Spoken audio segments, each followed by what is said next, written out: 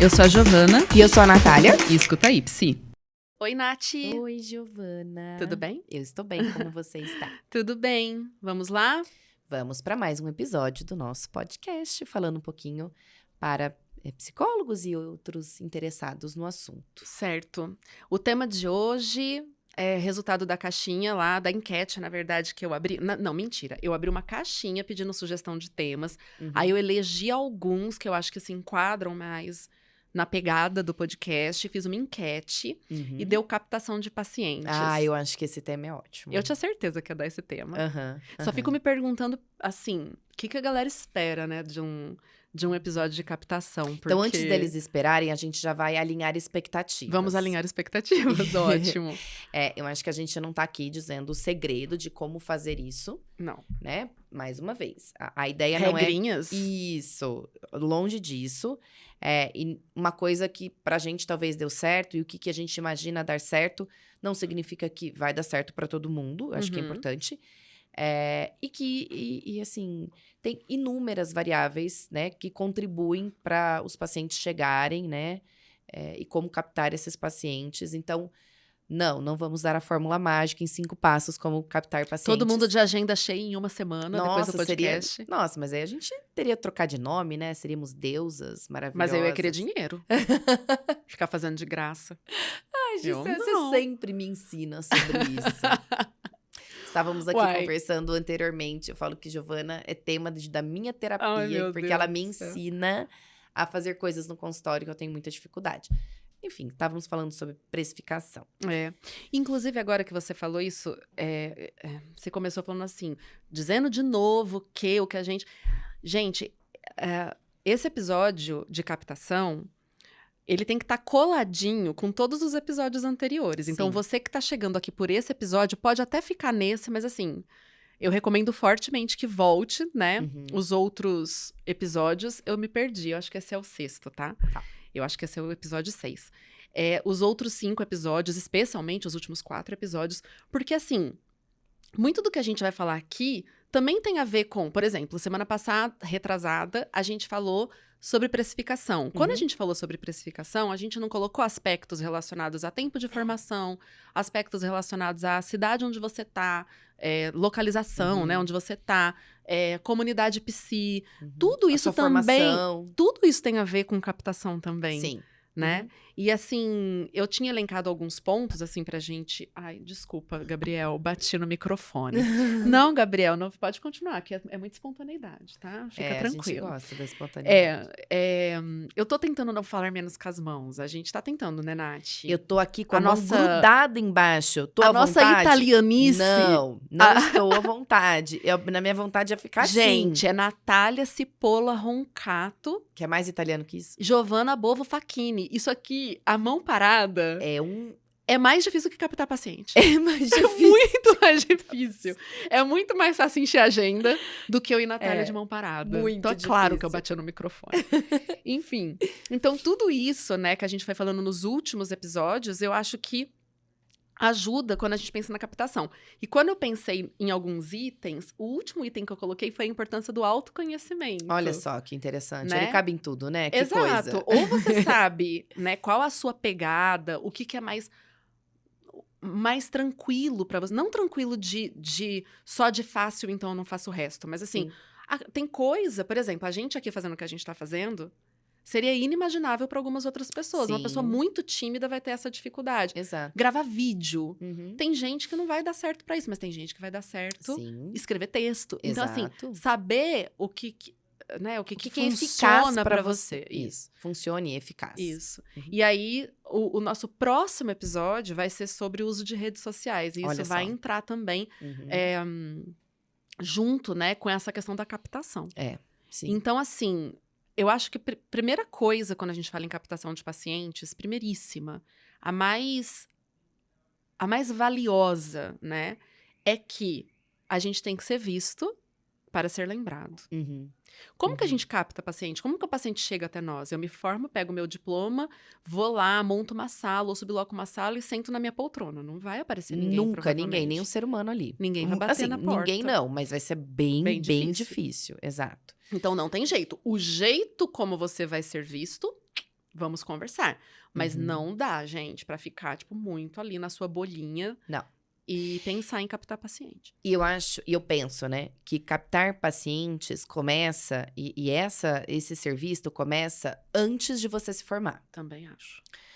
Gi, assim, nós temos uma trajetória dentro de universidades, né, e eu acho que isso é importante ser dito. Eu falava isso para os meus alunos e assim, é a minha principal lição, que é: você já começa a captar seus pacientes durante a sua graduação, porque a formação em psicologia não se resume em conhecimento formal e técnico apenas, né? A sua principal rede de contatos começa na universidade, começa com os professores, começa com seus colegas, começa com a sua relação com a universidade. Com certeza. Começa com a sua exposição, que não é só sentar e ver a aula. Pode ser ela vem elas falando sobre isso, mas, gente, de verdade, assim, a experiência que nós tivemos e que a gente vê mostra cada vez mais que a nossa formação precisa ser complementada, né? Eu acho que a captação dos nossos pacientes começa durante a graduação. Eu concordo. Concordo plenamente. Teve uma vez na Barão que eu fiz algum comentário nesse sentido que você está falando mesmo, né? Porque foi uma aluna que falou: ai, Gi, mas é desesperador pensar em se formar, e aí como é que chega paciente? Exatamente dentro dessa temática. E eu falei exatamente o que você está falando. E teve uma aluna, outra, que falou assim: ah, mas é muita sacanagem, porque a gente também vai amadurecendo ao longo da graduação. Verdade. E aí, às vezes, a gente tem um comportamento que é displicente, isso não quer dizer que a gente vai ser um psicólogo displicente. Concordo. Concordo. Mas também... São consequências. São consequências. Então, assim, não tô falando também pra ninguém... Eu não fui uma CDF na faculdade. Eu era uma pessoa na faculdade que eu interagia muito com os meus professores, com os meus colegas. Eu tive boas relações. Eu era extremamente engajada, eu era extremamente estudiosa. Centro acadêmico, eu ia pra congressos, mas tudo. Também ia pra tudo quanto era festa. Também ia bastante. Então, e assim, eu tô dizendo assim, não precisa ser uma pessoa que, eu participo de tudo, eu me relaciono com tudo. Não é isso. Mas assim, dentro de sala de aula e nas questões que envolvem a formação acadêmica, demonstrar postura de aprendiz, respeito, demonstrar interesse, mostrar a sua cara e as suas habilidades, seja em qual esfera essa habilidade se dê, né? É importante para isso que a Natália acabou de falar. Perfeito. Eu acho que você trouxe um ponto extremamente importante, aí a gente, né, pode falar como graduando e depois como professor, né? É isso, como graduando, que postura eu vou ter em relação à minha vontade de aprender. Isso. Porque eu posso fazer diversas coisas dentro da faculdade, mas o que precisa ser visto é a sua vontade de aprender, a sua vontade de se formar bem, né? E aí, como professor, Gi, você lembra de alguns alunos, certo? Sim. Eternamente. Eu dei aula 10 anos da minha vida. E eu lembro de alunos... marcantes, assim, e que hoje eu encaminho. Sim. Muito. Eu também. Né? Então, qual o perfil de aluno que eu via e que hoje eu tenho no meu WhatsApp e que eu encaminho? Eram alunos que não eram... que não tiravam só as notas 10. Isso, é né? muito importante. Eram alunos interessados. Eram alunos que eu via que num trabalho em grupo se dispunha a falar... Era um aluno que, num evento extra-classe, ele estava lá. Era um aluno que, talvez, durante a aula, perguntava alguma coisa, questionava, que eu vi que teve uma leitura aprofundada daquilo que eu passei. Alunos que, durante a supervisão, ficavam na supervisão, perguntavam sobre o caso do outro. É o interesse em saber que me atraía. Sim.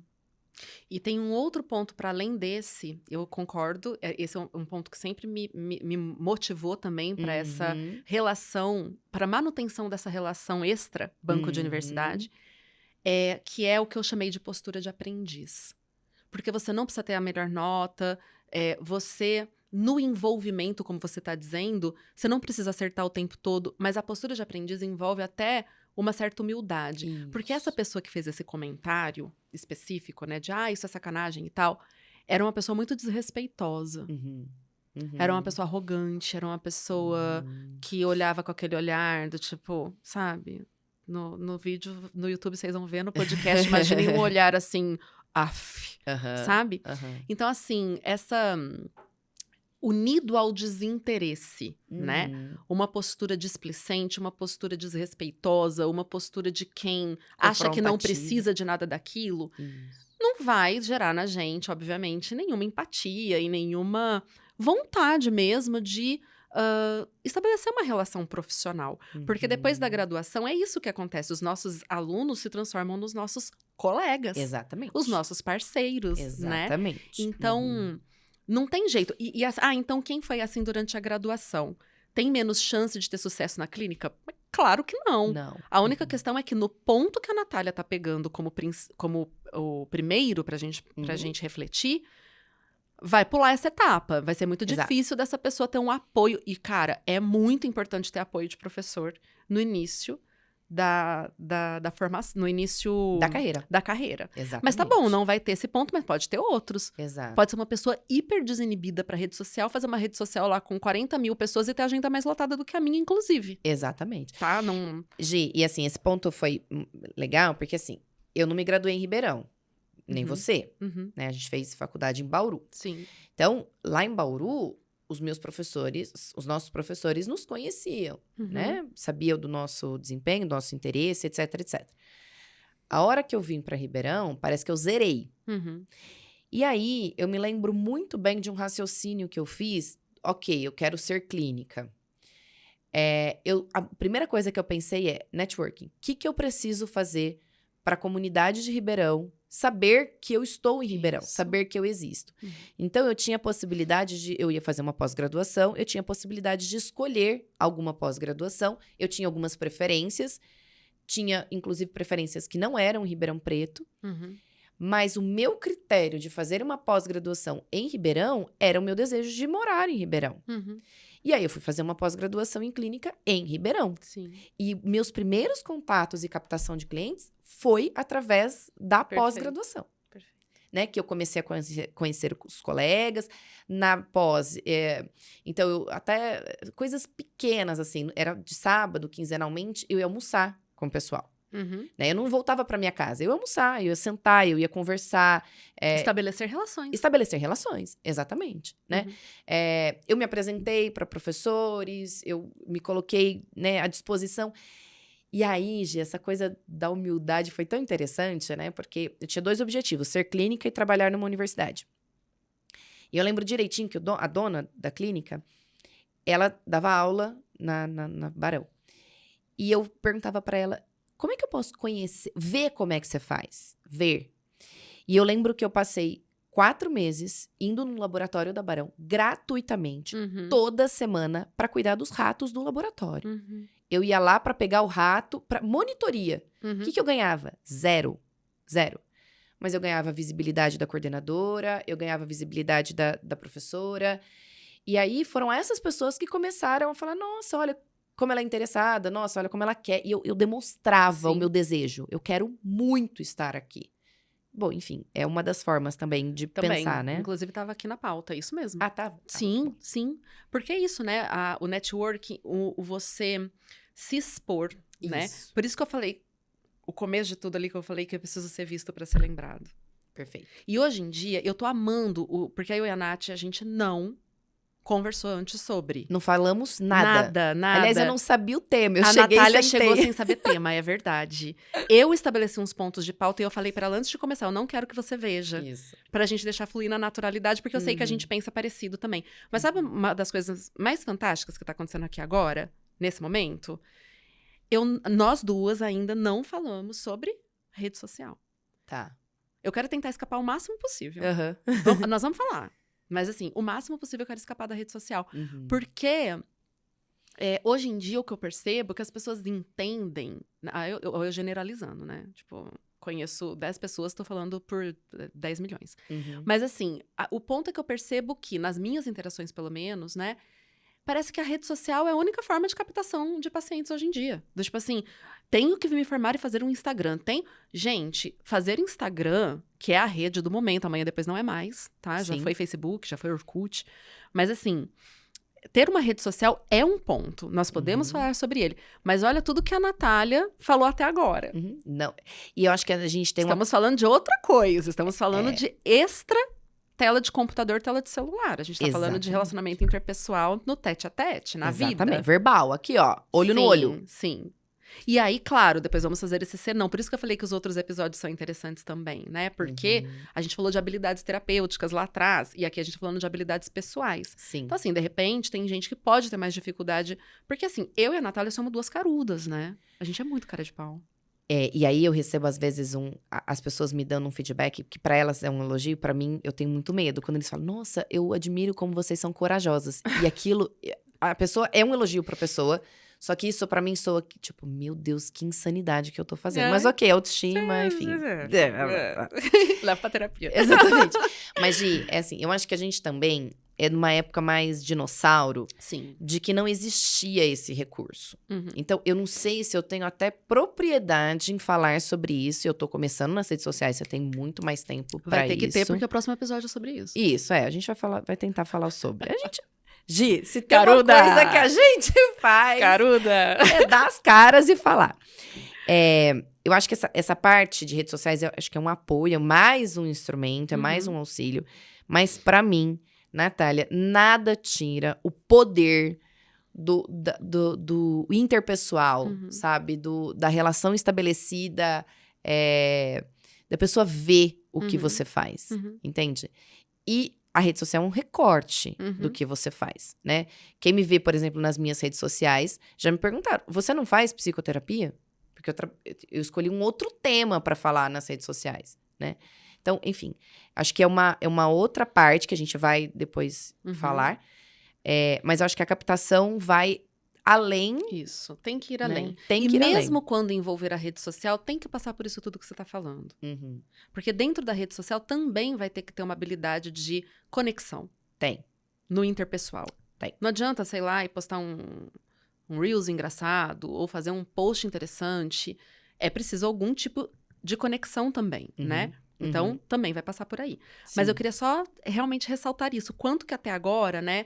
Então, a gente falou de ser visto para ser lembrado e não estamos falando especificamente de rede social. A gente está falando de mundo, entre aspas, um mundo real, né? O mundo do tete-a-tete. Então, nós temos isso. Começa na graduação, fato. Nas relações que eu estabeleço. Na postura que eu assumo. Né? Ah, não precisa ser aluno nota 10, mas também não dá para ser aluno nota 0. Não dá para ser o aluno também que não lê o texto nunca. Exato, que não demonstra que vai estudar. Porque tem gente que é muito hábil, né? É muito sedutor no relacionamento interpessoal. Mas é vazio. Mas, exato. Então, não dá. Então, você vai fazer outra coisa, né? Tipo, eu, pelo menos, como docente, nunca me seduzi por esse perfil. Sim. Então, beleza. Temos que ter aí, desde a graduação, uma postura específica.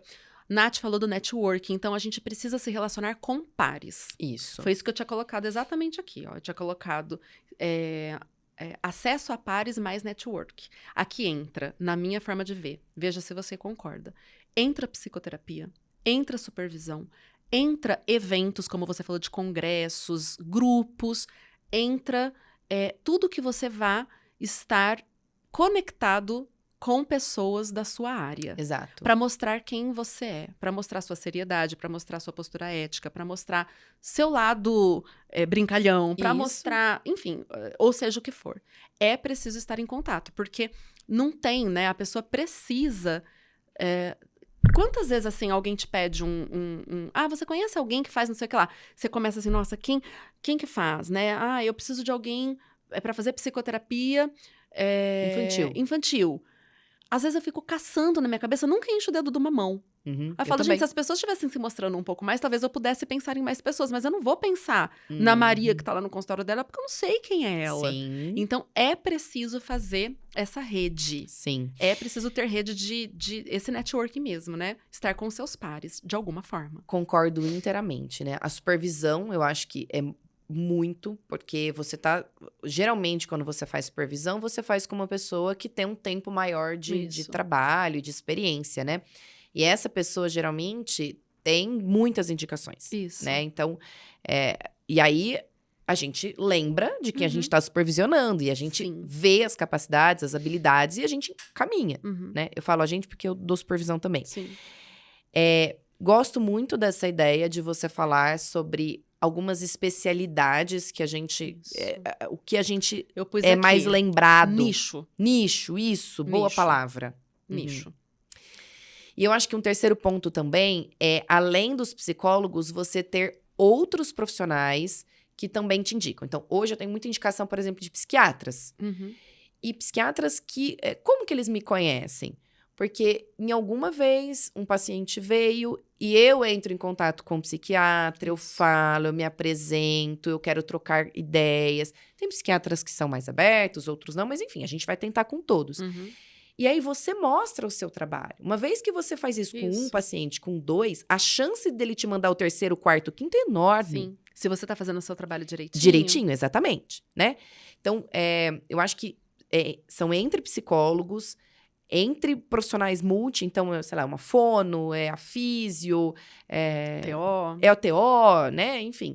Então, e saber, se você tem um nicho específico, você começar também a se relacionar com pessoas que atendem esse nicho. Isso. Né? Essa coisa do nicho, às vezes as pessoas me perguntam, mas preciso especificar um nicho? Eu seria muito hipócrita se eu respondesse que sim. Porque eu não tenho. Eu não tenho um nicho.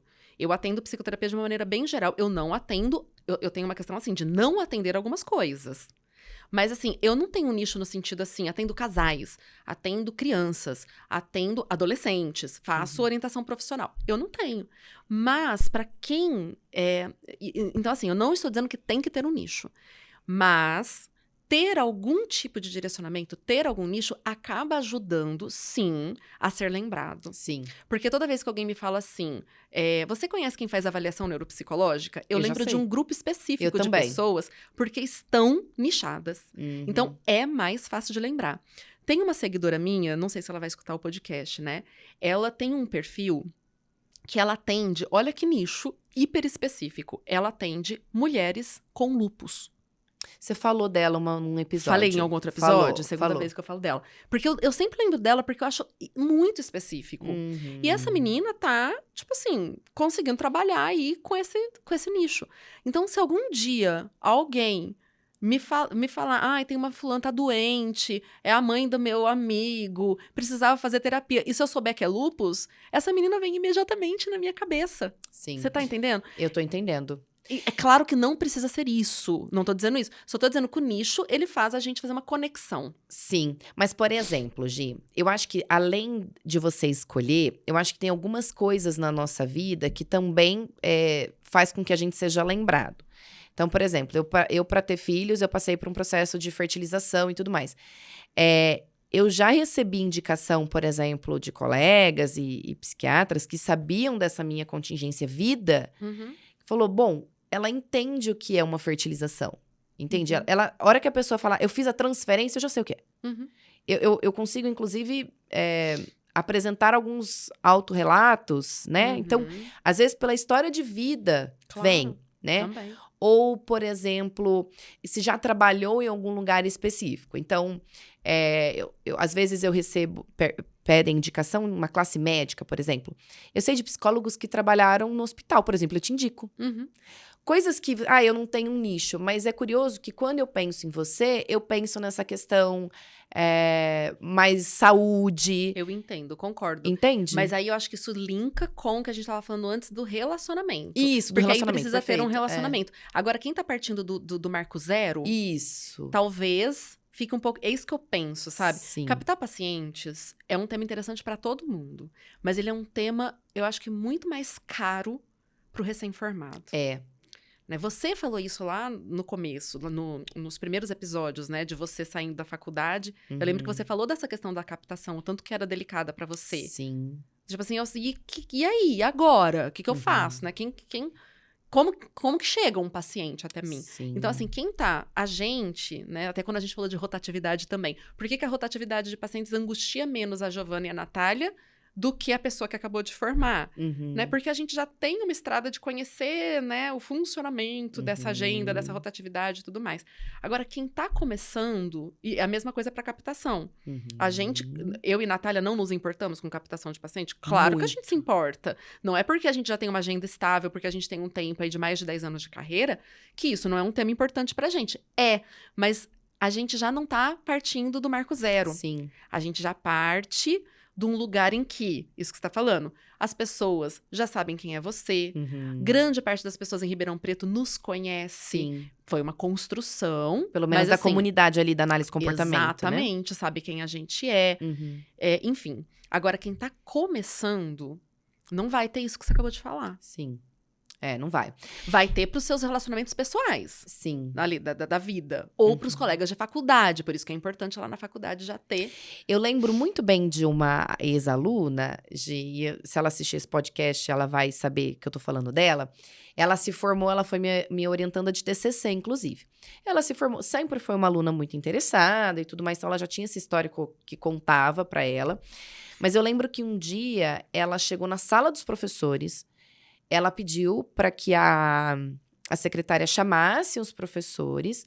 Na verdade, ela pediu para entrar na sala dos professores, pediu para a coordenadora autorizou, ela entrou e ela foi com um cartão dizendo, olha, eu me formei ano passado, me arrepia de lembrar. Que bonitinho. Me formei ano passado, eu tô começando. Ela tinha um outro trabalho, ela trabalhava em RH. E eu também quero começar o consultório, é assim que eu vou começar. Então, eu queria me colocar... Eu tô atendendo em tal lugar, eu atendo adultos e idosos. E ela contou um pouquinho. Eu comecei a fazer uma pós-graduação, eu queria muito que você lembrasse de mim. Eu peguei aquele cartão, eu só pensava, eu vou indicar pra ela. Né? Então, assim... Que postura, né? Que postura bacana dela ter se colocado ali, se apresentado, e todos os professores se olham. Ó, minha abordagem é tal, né? Eu tô fazendo uma pós nisso, tal. E eu falei, é isso. Hoje, ela trabalha só com clínica. Ela saiu do RH, ela trabalha só com clínica, né? Então, e deu certo. Sim. Né? Outra coisa que eu vivi um pouco também foram os grupos. Eu participava de um grupo de habilidades terapêuticas. Então, eram grupos de discussão. Isso. Né? E aí, alunos da graduação não tinham casos para serem discutidos, mas eles pediam para participar, eles ficavam sentadinhos, quietinhos, olhando 1 hora por semana. E aí, a gente lembra desses. Isso. Né? E aí, eles estão no grupo de habilidades terapêuticas. Né? E aí, eles, assim, isso também é uma forma. E aí, a hora que se formou, gente, ó, agora eu me formei, agora eu tenho um CRP. Então, isso também acho que é uma forma de captar, né? Você participar de uma comunidade. Isso. Esse network entra aí, né? Nessa questão dos pares. Eu coloquei aqui a questão dos grupos, né? É isso mesmo. Então, eu já dei grupo de supervisão também, que teve aluno de graduação que foi só pra escutar. Isso. Né? E às vezes eu deixava se posicionar, e às vezes se posiciona e você vai percebendo que se posiciona de uma maneira... Porque tem isso, né? Tem quem se posiciona de uma maneira que... tá muito fora, muitas vezes, mas tá aprendendo. E tem quem vai se posicionando de uma maneira muito pertinente. Então, talvez tenha um caminho mais curto do que o outro, mas tudo é caminho, tudo é interesse, tudo é posicionamento, a humildade que a gente falou, postura de aprendiz e tudo mais. Então, a participação em grupos, ela faz também com que a gente, de fato, se lembre. Exato. E aí, tem um ponto também aqui que eu queria trazer, que é a questão da formação continuada também. Porque, assim, não tem cartão de visita melhor do que você trabalhar bem. Então, você pode ter só um paciente. Trabalha bem esse paciente. Por que eu quis trazer esse tópico, né? Estava anotado, mas eu estava deixando passar em branco, mas eu lembrei da hora que você falou da troca com o psiquiatra. Não basta trocar com o psiquiatra. Tem que trocar direito, né? Exatamente. Então, assim, não basta ter networking. Eu posso ser ótima em fazer um networking. Mas se eu só falar abobrinha, não é networking. Eu só tô me relacionando com pares. Eu não tô me relacionando da maneira produtiva para captar pacientes. Com certeza. Então, assim, nas supervisões que eu já dei, nos grupos de supervisão que eu já dei, a gente vai percebendo também aquela pessoa que se posiciona com um pouco mais de propriedade porque tá se colocando numa condição de estudo. E essa pessoa eu vou lembrar mais para fazer um encaminhamento do que outra. Perfeito. Eu posso ter 10 pessoas no meu grupo de supervisão, mas encaminhar para 5.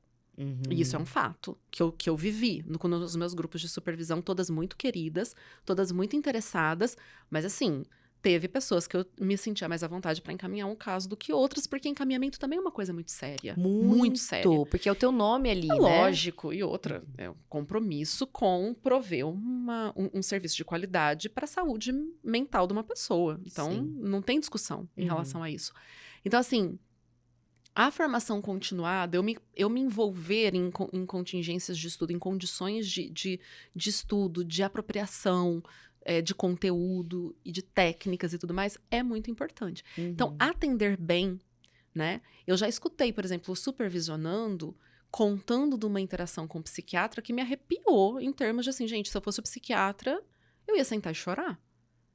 Do tipo de... Não é nem que a pessoa falou besteira, mas assim, a pessoa não conseguia se colocar de uma maneira um pouco mais técnica, que demonstra que você tem domínio. Domínio sobre o que você está fazendo.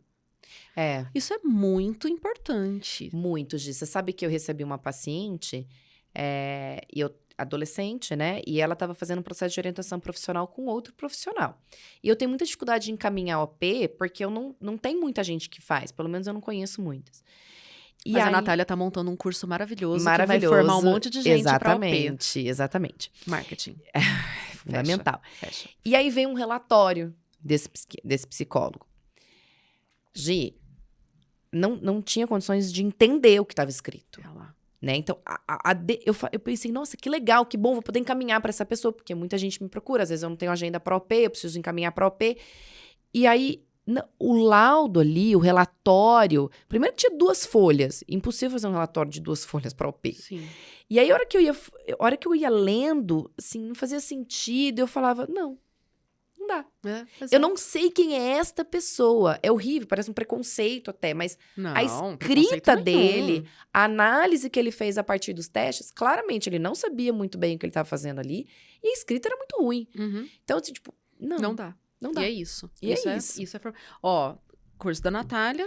Isso é formação. Inclusive, vai ter curso da Giovana de documentos psicológicos para aprender a fazer um relatório. Maravilhoso. Vai ter, inclusive, um modelo de como fazer o relatório em orientação profissional. Perfeito. No curso. Perfeito. Né? Então, é isso, né? Esse é um outro ponto. Agora, pra gente só pincelar algumas outras coisas assim, mas aí, vamos lá, estratégias, né? Acho que a gente citou algumas estratégias, né? A gente falou sobre a questão de estabelecimento de nicho, público-alvo, se for possível. Isso é uma estratégia de captação.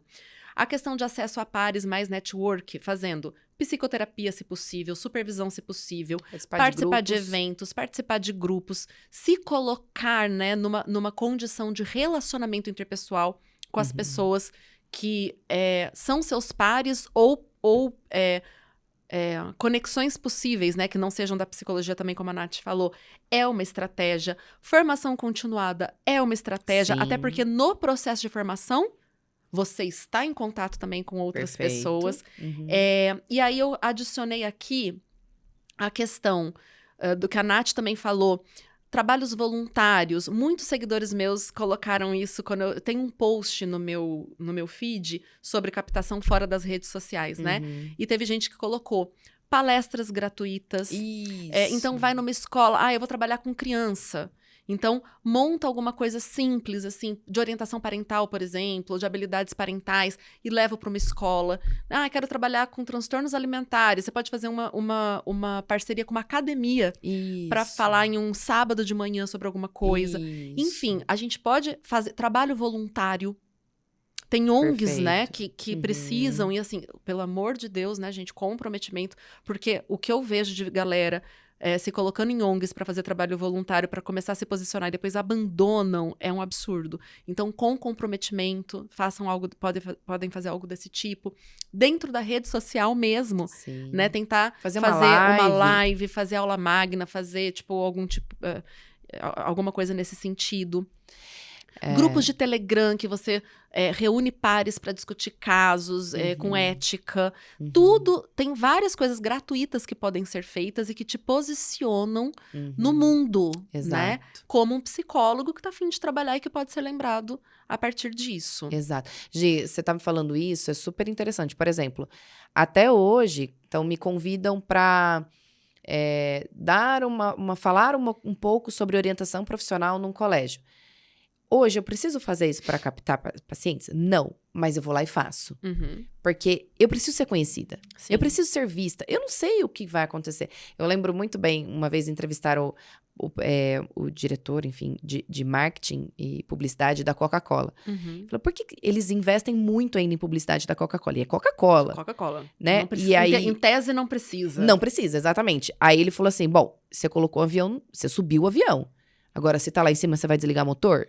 Não. Então, é uma exposição contínua para quem tá começando e para quem está.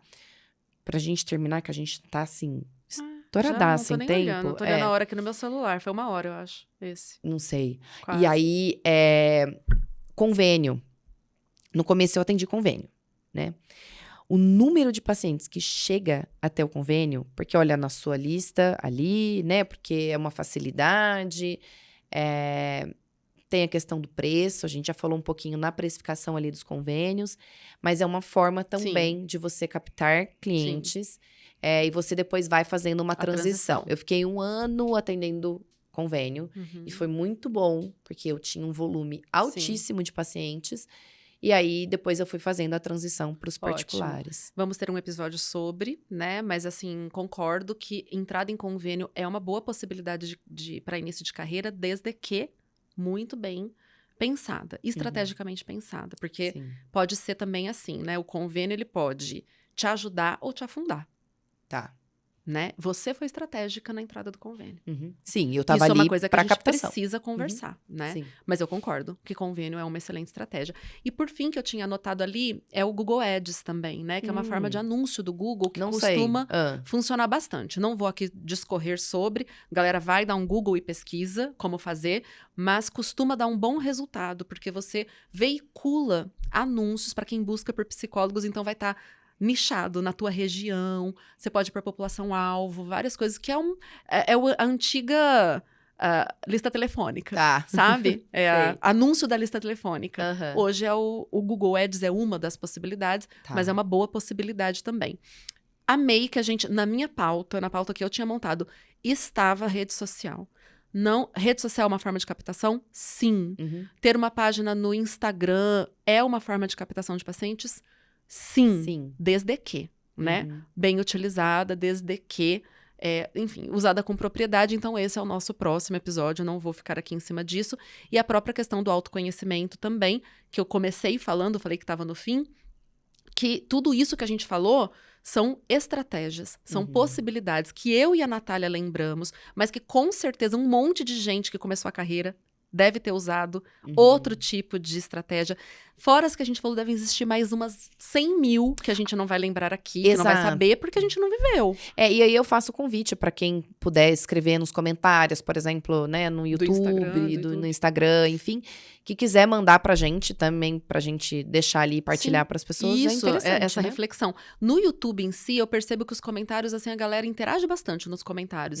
Também é uma forma, né, de você agregar conhecimento pra gente também. Isso. Porque eu e a Natália, a gente fala de um recorte, né? É muito complicado, a gente não tem noção de tudo. A gente tem noção do que a gente viveu. Somos dinossauras também, né? Então, talvez muito do que a gente viveu, talvez, de fato, não funcione tão bem hoje para outras pessoas.